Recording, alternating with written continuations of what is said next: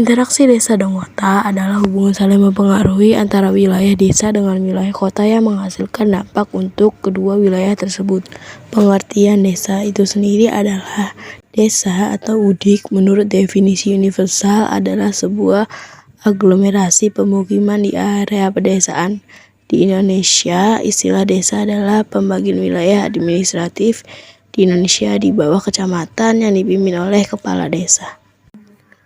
Pengertian kota itu sendiri adalah pusat permukiman dan kegiatan penduduk yang mempunyai batas wilayah administrasi yang diatur dalam peraturan perundang-undangan, serta permukiman yang telah memperlihatkan watak dan ciri kehidupan perkotaan.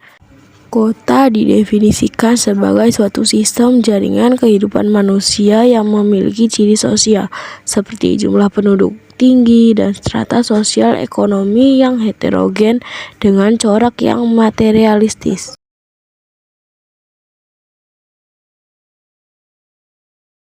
1. Penduduk. Penduduk yang dimaksud adalah kualitas dan kuantitasnya.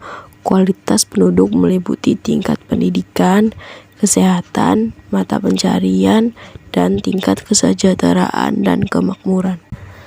2. Perilaku meliputi pola tata kehidupan atau kelakuan, tata pergaulan masyarakat desa, adat istiadat, dan norma-norma yang berlaku di daerah tersebut. Perilaku masyarakat desa ditunjukkan oleh adanya ikatan antar warga yang sangat erat. 3. Wilayah. Wilayah merupakan tempat bagi manusia untuk bisa melakukan berbagai aktivitas, baik sosial, ekonomi, maupun budaya. Adanya perbedaan kondisi fisik antar wilayah menyebabkan terjadinya perbedaan perkembangan wilayah. Misalnya daerah yang relatif datar dan terletak di dekat perkotaan akan berkembang lebih cepat daripada daerah pegunungan. Berikut ini merupakan ciri atau karakteristik desa. 1. Tata guna dan pemanfaatan lahan. 2. Aktivitas yang tergantung pada alam. 3. Kebiasaan beraktivitas. 4. Penduduknya bersifat homogen. 5. Sistem gotong royong. Berdasarkan kegiatan pokok. 1. Desa agrobisnis. 2. Desa agroindustri. 3. Desa pariwisata. 4. Desa industri non-pertanian. Berdasarkan topografinya. 1. Desa pegunungan. 2. Desa dataran tinggi. 3. Desa dataran rendah. 4. Desa pantai. Berdasarkan kemampuannya. 1. Desa swadaya. Desa swadaya adalah desa yang masyarakatnya telah mampu memenuhi kebutuhannya sendiri. 2. Desa swakarya. Desa swakarya adalah desa yang masyarakatnya sudah lebih maju dibandingkan dengan desa swadaya. Selain untuk memenuhi kebutuhan sendiri, kelebihan produksi yang dihasilkan penduduk sudah mulai dijual ke daerah lain.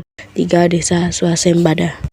Desa swasembada adalah desa yang sudah mampu mengembangkan semua potensi yang ada seperti optimal. Masyarakat desa ini sudah mulai mengandalkan interaksi atau hubungan dengan masyarakat luar untuk melakukan tukar-menukar barang dengan wilayah lain. Kota merupakan bentang budaya yang ditimbulkan oleh unsur-unsur amalia dan non-alamiah dengan gejala pemusatan penduduk yang cukup besar dan corak kehidupan yang bersifat heterogen dan materialistis dibandingkan daerah belakangnya. Ciri-ciri masyarakat kota. 1. Dapat mengurus dirinya sendiri. 2. Pekerjaan heterogen. 3. Bagian kerja secara tegas dan jelas. 4. Lebih menghargai waktu. 5. Jalan pikir rasional. 6. Interaksi sosial lebih berdasarkan pada kepentingan. 7. Perubahan sosial lebih tampak. 8. Bersifat pertembayan. Berdasarkan fungsinya. A. Pusat industri Cilegon, Karawang. B. Pusat perdagangan New York, Hong Kong. C. Pusat politik dan pemerintahan Jakarta Canberra. D. Pusat kebudayaan Jogja Denpasar Mekah. E. Pusat rekreasi dan kesehatan Singapura Penang. Pusat pendidikan Bandung Jogja. Klarifikasi kota berdasarkan pertumbuhan kota sosiokulturalnya dan menurut Lewis Mumford. A.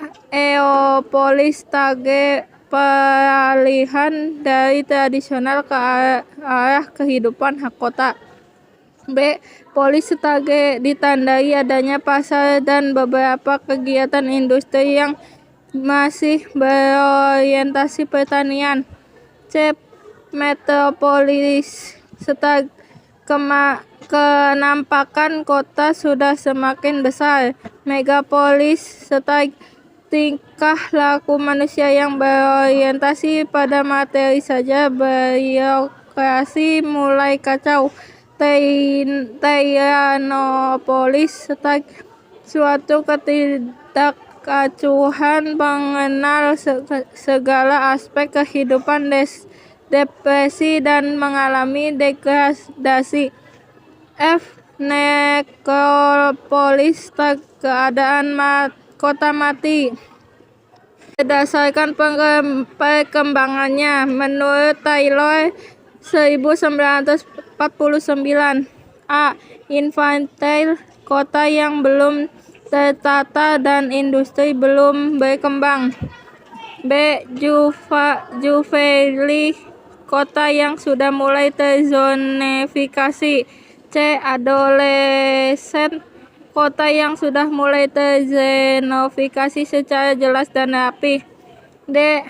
Mature awal pemisahan permukiman semakin jelas.